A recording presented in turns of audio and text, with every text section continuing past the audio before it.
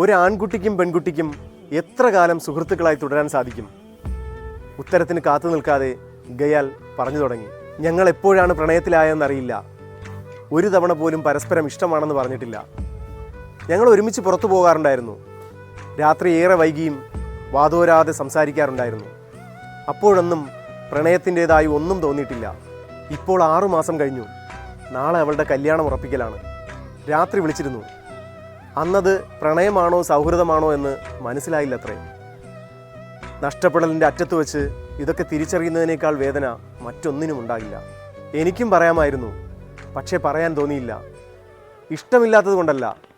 പ്രണയം സാധാരണ സൗഹൃദത്തെ കൊന്നുകളയാറാണല്ലോ പതിവ്. അതുകൊണ്ട് മാത്രം പറഞ്ഞില്ല. സത്യത്തിൽ നമ്മളൊക്കെ വലിയ കള്ളന്മാരാണ്. ഒരു ക്ലൂ പോലും കൊടുക്കാതെ ചുറ്റുമുള്ള ആരെയോ നമ്മൾ പ്രേമിക്കുന്നുണ്ട്. എന്നിട്ട് സൗഹൃദമെന്നോ സോൾമേറ്റെന്നോ പറഞ്ഞ് സീൽ ചെയ്യും. ഒരുപക്ഷെ പറഞ്ഞിരുന്നെങ്കിൽ മനോഹരമായേക്കാവുന്ന ഒരു ബന്ധത്തിനെ കൊന്നുകളഞ്ഞ് സ്റ്റാറ്റസ് കൊണ്ട് ബലിയിടും. അഞ്ചൽ താജിൻ്റെ ഈ സ്നേഹം.